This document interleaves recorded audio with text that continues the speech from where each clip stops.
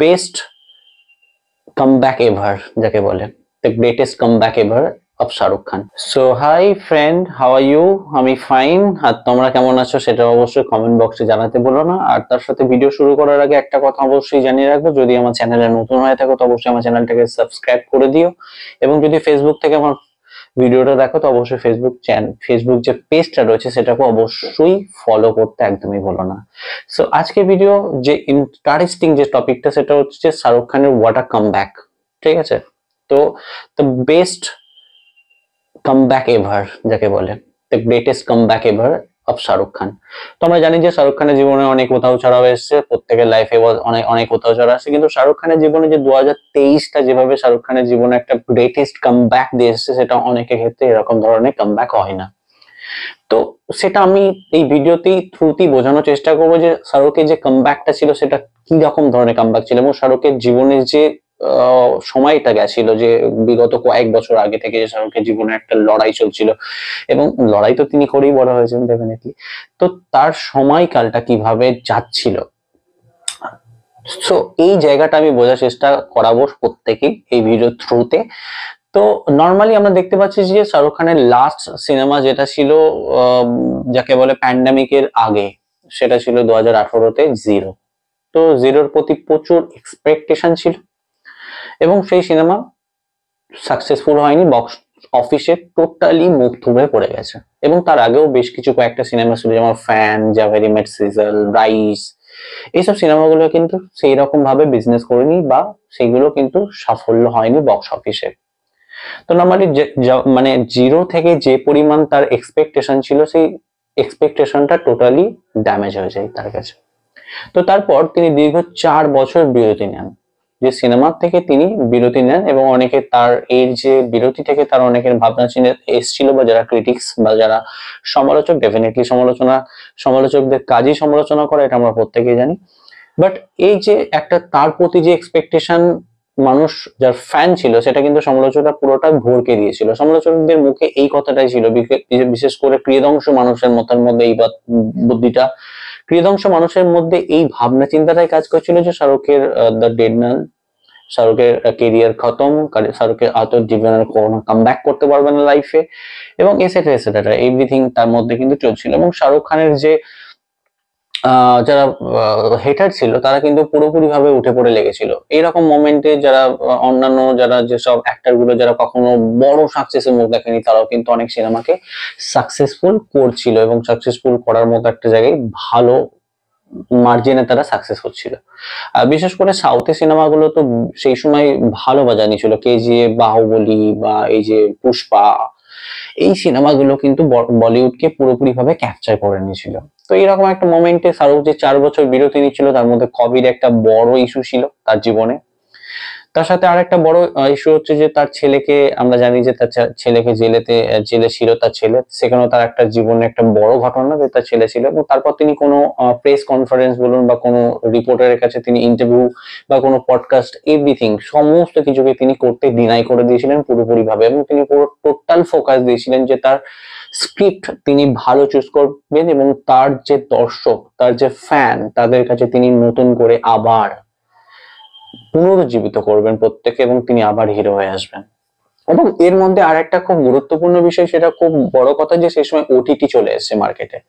OTT একটা কিন্তু ভালো বাজার ক্যাপচার করে ফেলেছিল, তার মানে কি থিয়েটারের বাজার নষ্ট হতে চলেছিল। এবং আমরা দেখতে পাচ্ছি যে শাহরুখ খানের কামব্যাকের আগে, এত শাহরুখ খান সিনেমাতে যাদের পদার্পণ করার আগেও আমরা দেখতে পাচ্ছি যে সেই সময়কালেও আমরা দেখতে পাচ্ছি যে লাস্ট সুপারস্টার হিসাবে সবাই ভেবেই নিয়েছিল যে Amitabh Bachchan is the last superstar of Bollywood.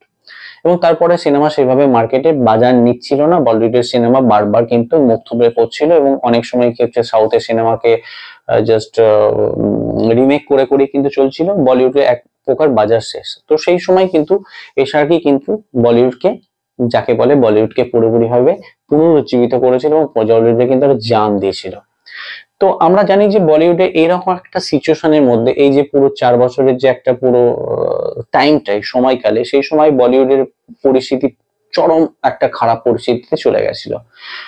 কোনো একটা ভালো কিছু দিতে পারছিল না, তো সেই সময় তার যে স্ক্রিপ্টিং তিনি চুজ করতে অনেক ডাইরেক্টর, অনেক নর্মাল প্রডিউসার তার তরফে অনেক কিছু স্ক্রিপ্ট এসেছিল, বা সেই স্ক্রিপ্ট গুলোকে তিনি ডিনাই করে দিয়েছিলেন, এবং তিনি শুধুমাত্র কয়েকটা স্ক্রিপ্টকে কিন্তু ভালো করে বুঝে সিনেমাতে তিনি চেষ্টা করেছিলেন। সেই তিনটে স্ক্রিপ্ট হচ্ছে, প্রথম হচ্ছে পাঠান, জওয়ান এবং ডাঙ্কি।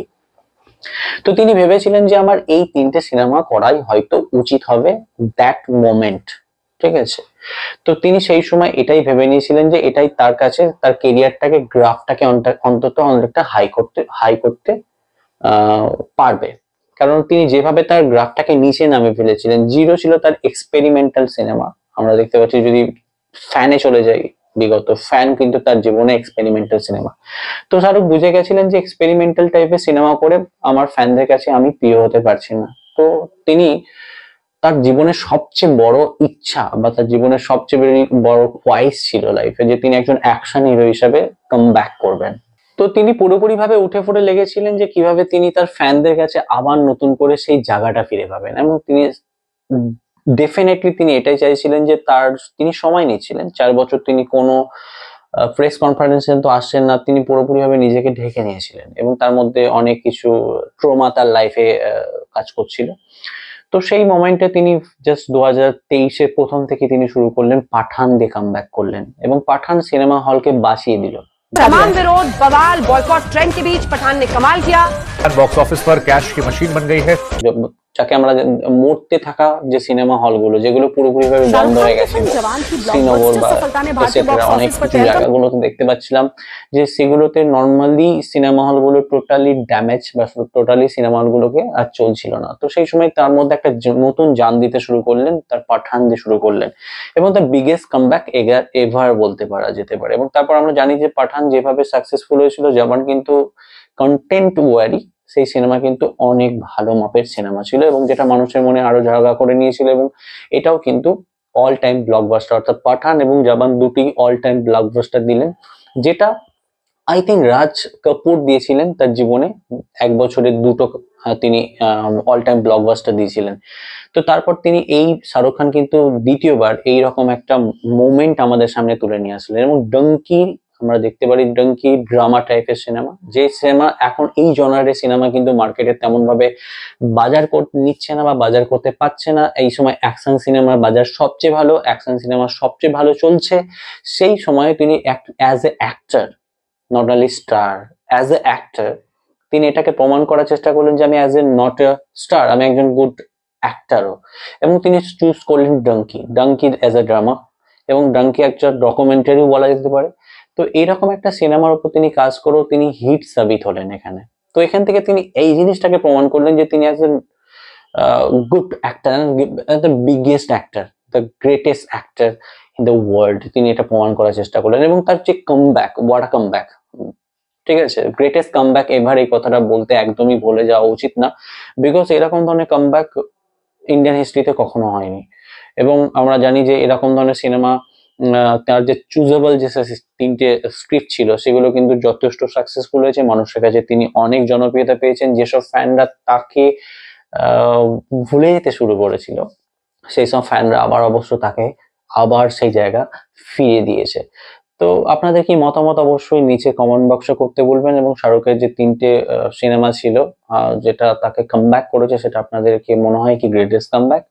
এবং শাহরুখ খান আর কত বছর এইভাবে নিজেকে যাকে বলে তার যে স্টারডামটাকে বজায় রাখবে, এটা আপনাদের কি মনে হয় অবশ্যই নিচে কমেন্ট বক্সে একদম কমেন্ট করতে ভুলবেন না। আর তার সাথে আরো লাস্ট বারের জন্য আরেকবার বলে আছি, যদি আমার চ্যানেলে নতুন হয়ে থাকেন তো অবশ্যই চ্যানেলটাকে সাবস্ক্রাইব করতে একদম ভুলবেন না, এবং আমার যদি ফেসবুকে থাকেন তো ফেসবুক পেজটাকে অবশ্যই, নতুন হয়ে থাকলে অবশ্যই ফেসবুকটাকে ফলো এবং লাইক করে দেবেন।